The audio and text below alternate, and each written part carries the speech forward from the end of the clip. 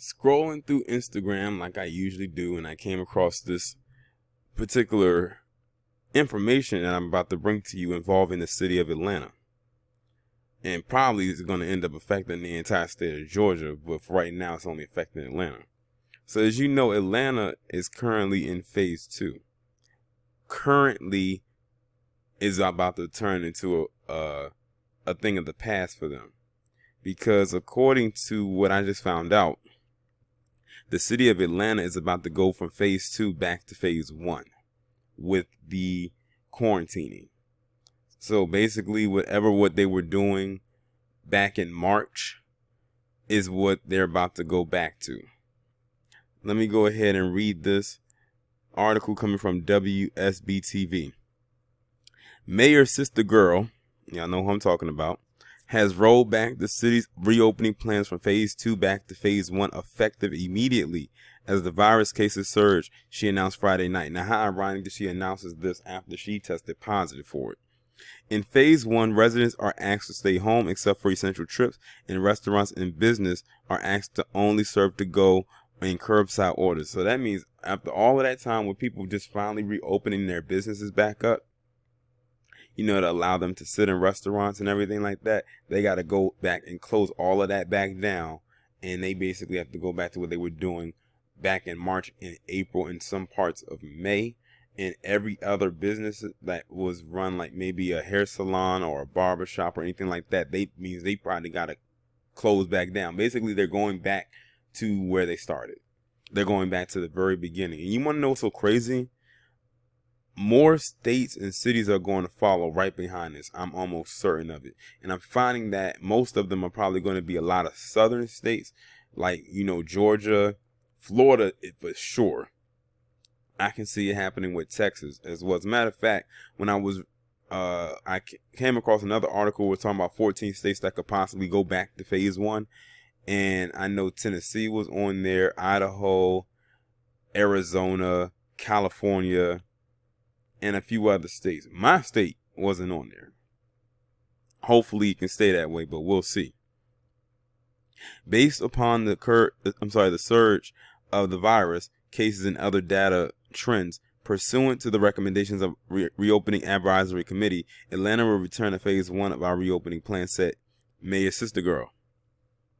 Georgia reopened in a reckless manner, and the people of our city and state are suffering the consequences. Well, no kidding.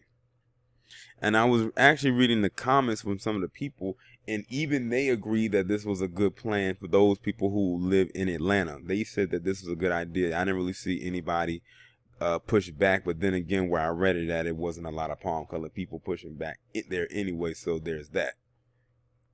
Atlanta entered phase 2 at the end of May, which was described as an easing of restrictions phase. Phase 2 allowed for to-go and pick-up orders from retail establishments in addition to restaurants, which were allowed to do so in phase 1 and allow for groups of no more than 10 together. Georgia set a new single-day record of new virus cases on Friday with nearly 5,000 people newly infected. On Wednesday, Mayor Sister Girl signed an executive order mandating that people wear face masks or coverings in the city of Atlanta. Bottoms and her family members have tested positive for the virus. The mayor's orders are just guidelines and are not enforceable. Governor Brian Kemp's executive orders, which have allowed many businesses to fully reopen with new safety and social distancing guidelines, supersede any orders by Mayor Sister Girl. Governor Brian Kemp issued a statement after the mayor's statements calling them confusing guidance. Mayor Sister Girl, action today is merely guidance, both non-binding and legally unenforceable.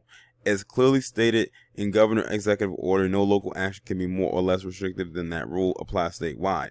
Once again, if the mayor wants to flatten the curve in Atlanta, she should start enforcing state restrictions, which she has failed to do.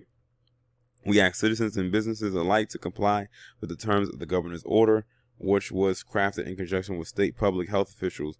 These common sense measures will help protect the lives and livelihoods of all Georgians. Now, it's funny.